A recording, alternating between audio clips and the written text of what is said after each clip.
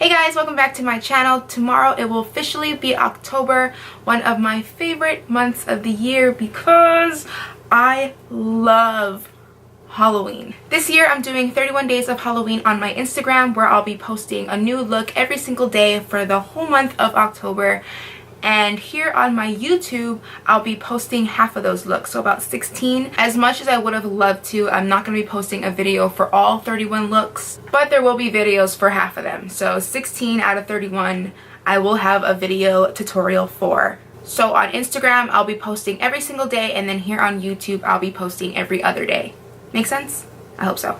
I really wanted to do 31 tutorials, but I just got a lot going on in my life right now, guys. And editing 31 videos, it takes me a while to edit still, because I'm still very much a newbie, and it takes me a while to edit, and then I want it to look good. Even if it might not look like it, I do put a lot of attention into the videos that I post up because I want them to be good. I don't want to just post videos just to post videos. I want it to be quality. Plus, a lot of the times I do a look, I'll do it more than once because sometimes I don't like it on the first try. So sometimes, especially for Halloween looks, I'll film a look like 3 times until I finally like the outcome.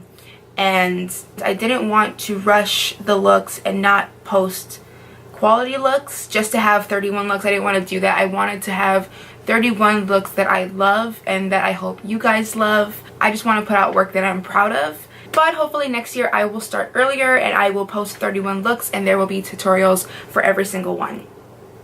So if you're not already following me on Instagram, go ahead and do so. I have my Instagram handle in the bottom bar and probably somewhere on the screen. If you don't have Instagram, I'll also be posting the looks on Twitter and Facebook, so I'll have those in the bottom bar as well as right here. So go ahead and follow me on one of those platforms and join me for 31 days of Halloween. And if you're not subscribed here to my channel, go ahead and click that subscribe button to catch 16 tutorials of my 31 looks. You guys, it's gonna be fun. It's gonna be weird. It's gonna be a good time, okay? So let's get this video started. So this video is really just a sit down chit chat Halloween makeup 101 before we get into the actual tutorials.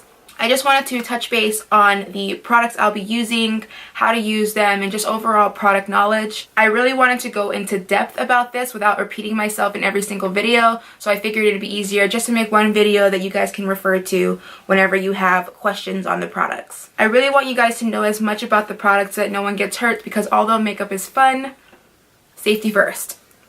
And the first step would be knowing what everything is, what it does, how it works, all that jazz. So yeah, should I stop rambling and just jump into the products or what? So let's start off with paints. I get asked a lot what paints I use for body painting, and there's so many different types of body painting paints. There's water activated paints, there's grease, there's cream, there's alcohol based paints, and all of them are so different in their own way and they're used for different things. Well, I use them for different things. The most important thing is that you use a paint that is meant for body painting, that is meant to be put on your body. Don't be using paints like acrylic paints that you got at the craft store. Use paints, when you're painting on your body, use paints that are meant for body painting.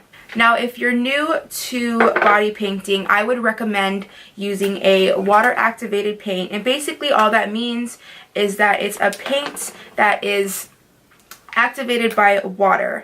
If you touch it dry, you will get some residue, but it won't be, you know, all that much. I have a lipstick swatch right here, so don't pay any mind to that. But it will have some residue, but not all that much. But as soon as you get some water in it, then you'll really get that color payoff. But as you see, you wouldn't get much unless you get it wet.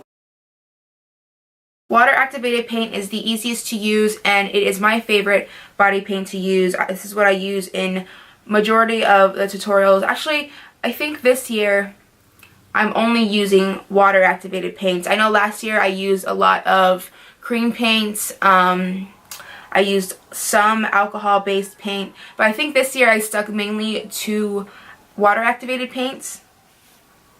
I'm pretty sure. There are 2 types of water activated paints. There's glycerin and then there's wax. I use glycerin just because it dries a little slower and it gives me more time to really work with the paint, blend it and all that stuff. Wax is really good too. I find that it dries a lot quicker. So once you put it on, it doesn't give you much time to really work with the paint.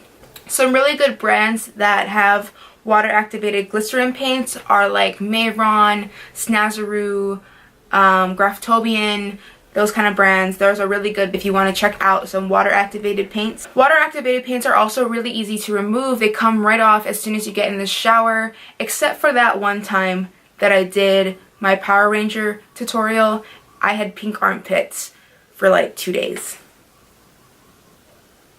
But anyways, and water activated paints, you don't have to set them with any kind of powder. I do sometimes just for pigmentation purposes, or if I have paint on my eyelid, I usually set it with a powder that's the same color just so that they don't crease. But usually setting them won't make much of a difference. So you really don't have to worry about it coming off unless, you know, it rains or you go somewhere where you'll be sweating profusely. And I mean profusely.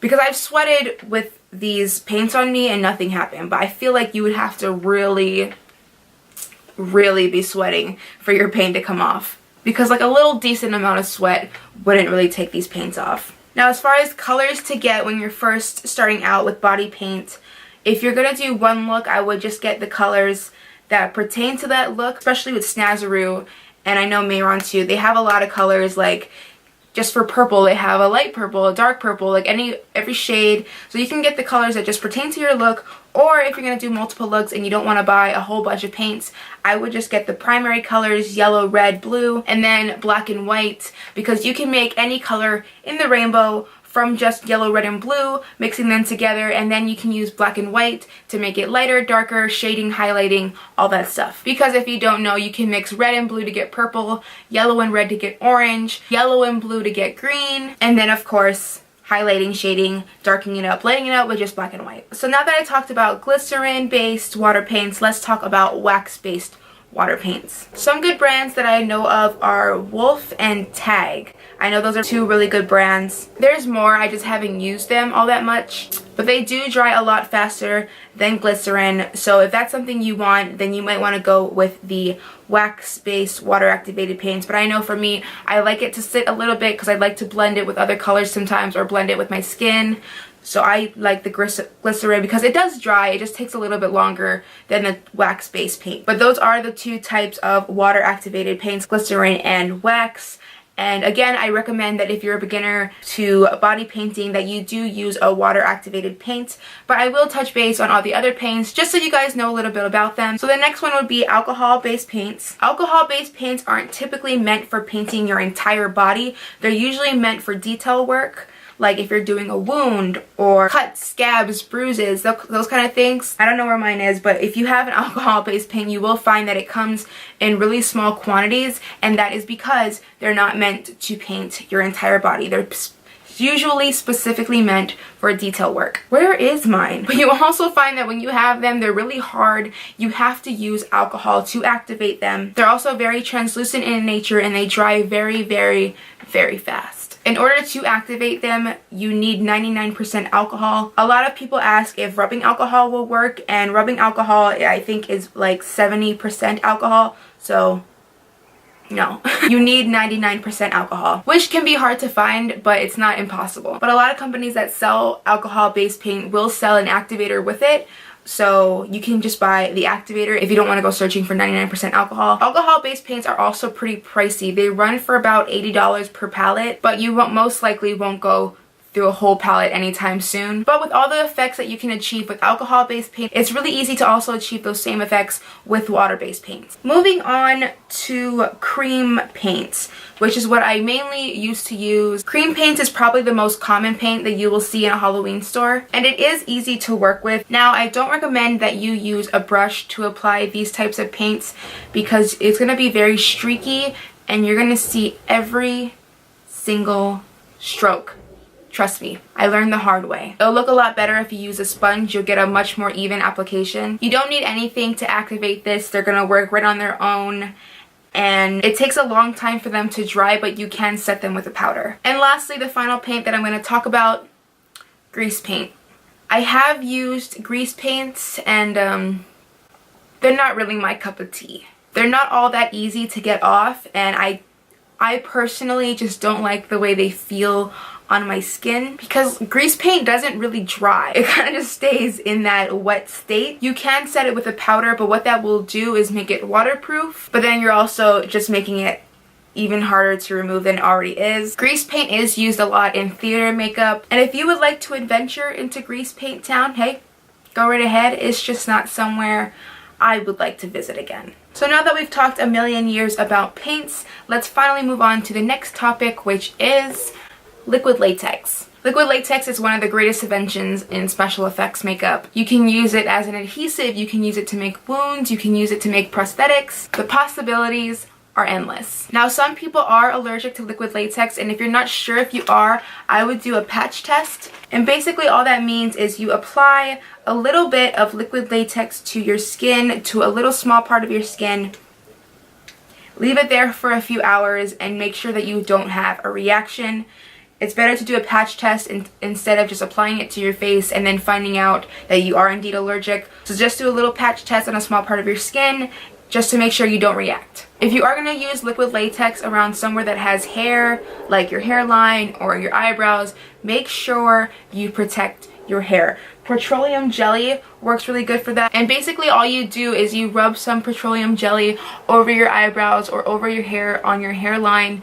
That way when you go to take off the liquid latex, it's not going to rip your hair out. So make sure you protect your hair. You don't want to go to take off your special effects makeup and boom, you got no eyebrow. That's not good. So what you want to do with liquid latex is just pat it on with a sponge, and it will start to get sticky, and then you can stick whatever you want to it, or you can build it up and create wounds. I like to put down some cotton balls and then add liquid latex. It creates that rough, disgusting texture. Or I sometimes mix liquid latex with like flour, and what it will do is create this little paste, and you can use it to create that thicker, more disgusting effect. There's seriously so many things you could do with it. Now, removing liquid latex, if you follow me on Snapchat, you've probably seen me remove it the irresponsible way, which is gently tugging at it.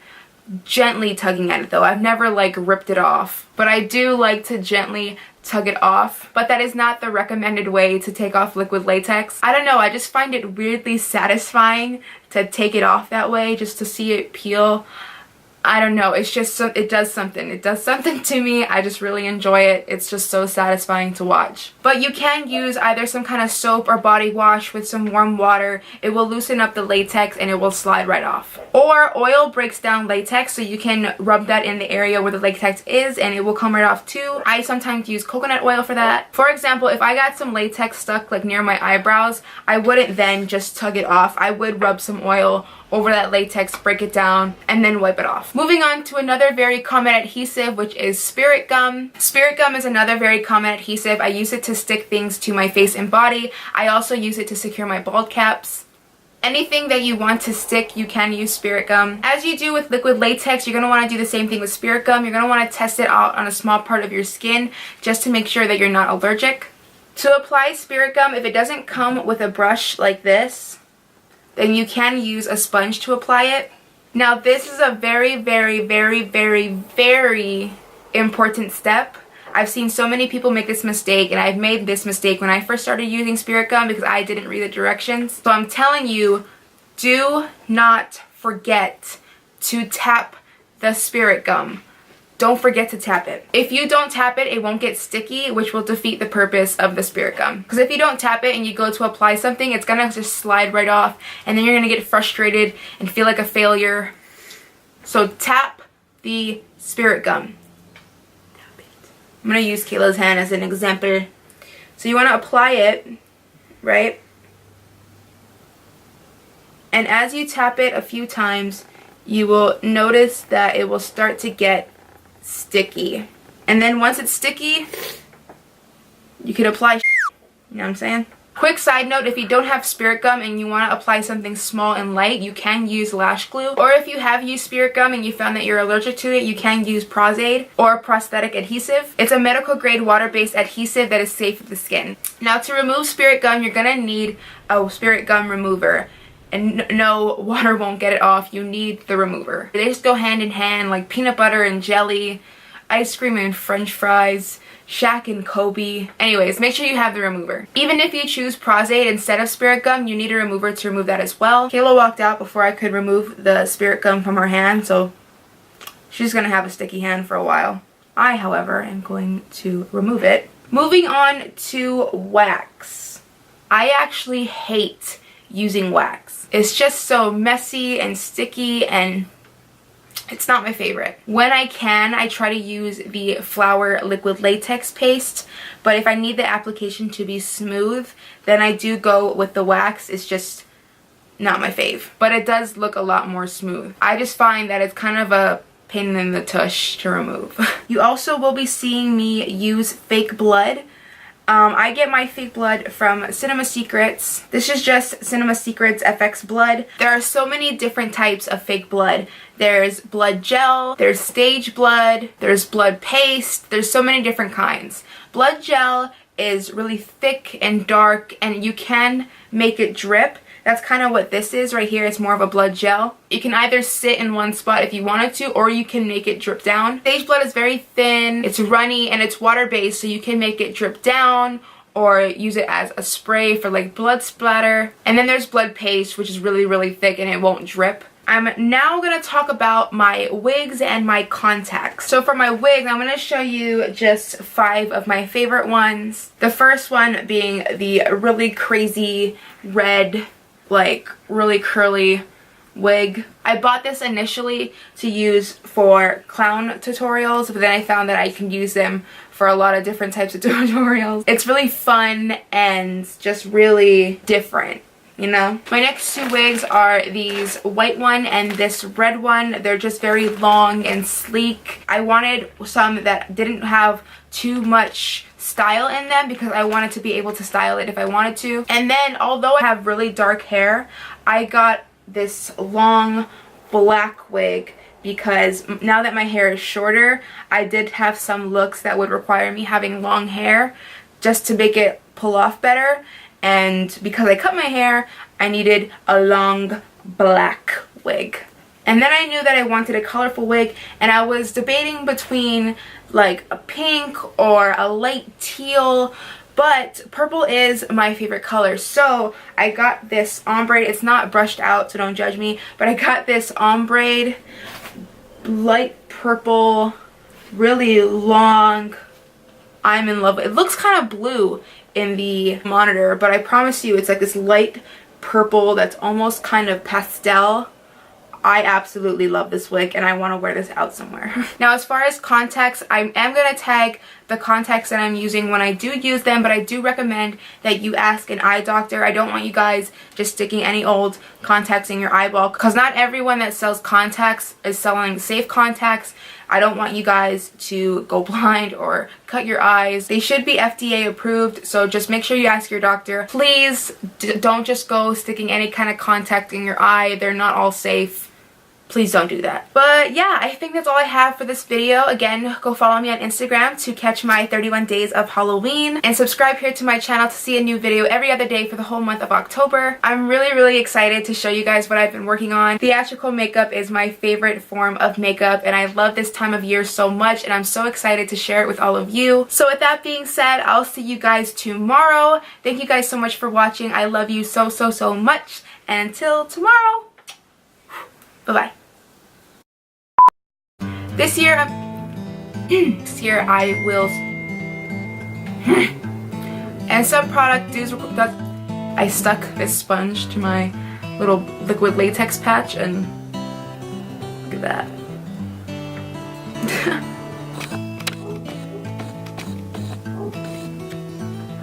Oh damn, this shit is bright. Good morning. She just woke up. She's been sleeping for about 3 days now. My spirit gum is stuck. Like and subscribe if you think Kara should buy me a mod. I think your voice woke me up. As well as I'm so paper thin. Ah, it burns. No, it doesn't. I like the way you work it. No diggity. I'm about to beg you.